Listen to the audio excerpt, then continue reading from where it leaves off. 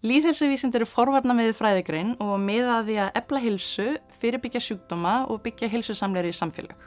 Þetta er margþætt áskorun sem kallar á alls konar mismunandi sjónarhorn og nálganir, svo að nám í lýðheilsuvísindum er vísvitandi þverfræðilegt og hentar nemendum með alls konar fræðibakgrunn. Meistaranámið okkar í lýðheilsuvísindum leggur áherslu á að veita dýpri skilning á rannsóknum á heilsufari, þjálfa nemendur í heilsueflandi aðgerðum og veita undirstöðu þekkingu á forvörnum og áhrifaþáttum heilbrigðis.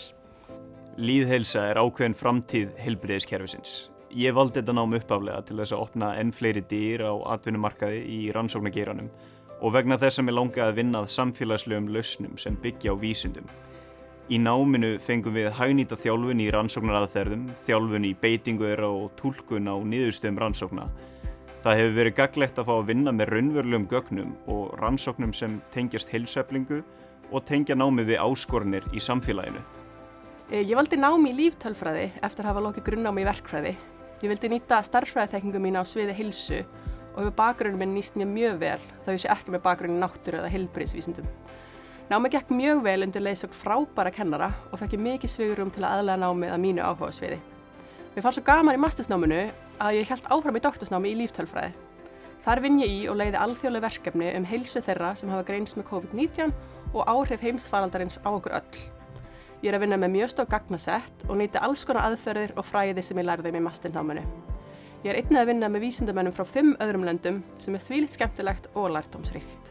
Uppáhaldsskilgreiningi mín á faraldsfræði er að þetta er fræðigreinin sem er að rannsaka hver það eru sem veikjast í samfélaginu, hvers vegna þau en ekki einhver önnur og hvað við getum gert í því.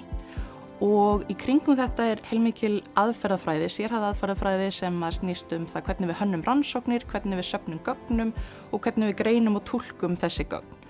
Og í meistaranámi í faralds- og líftölfræði þá sjáum við til þess að nemendur fái þekkingu, hagnýta þekkingu á þessum faraldsfræðilegu aðferðum.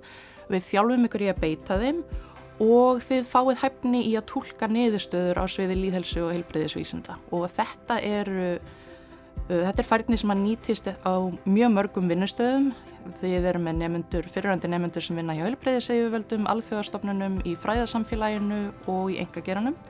Og svo þetta líka traustugrunnu fyrir doktorsnám sem við bjóðum líka upp á.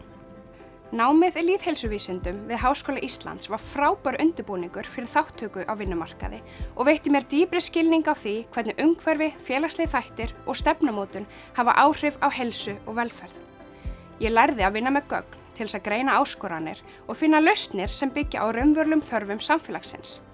Sú þekking hefur reynst mér ómetanleg í starfi þar sem ég vinna því að stuðla að jákvæðum breytingum og bættum lífsgæðum barna og ungmenna, með því að draga úr áhættuþáttum og styrkja verndandi þætti í umhverfi þeirra.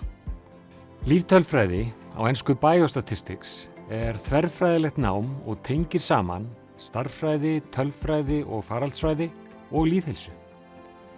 Vinna með líftölfræði er yfirleitt í teymi með öðru vísindafólki sem er svo skemmtilegt og gefandi. Við vinnum með spálíkön og fjölbreyttar aðferðir og það er mikil gróska í líftölfræðinni.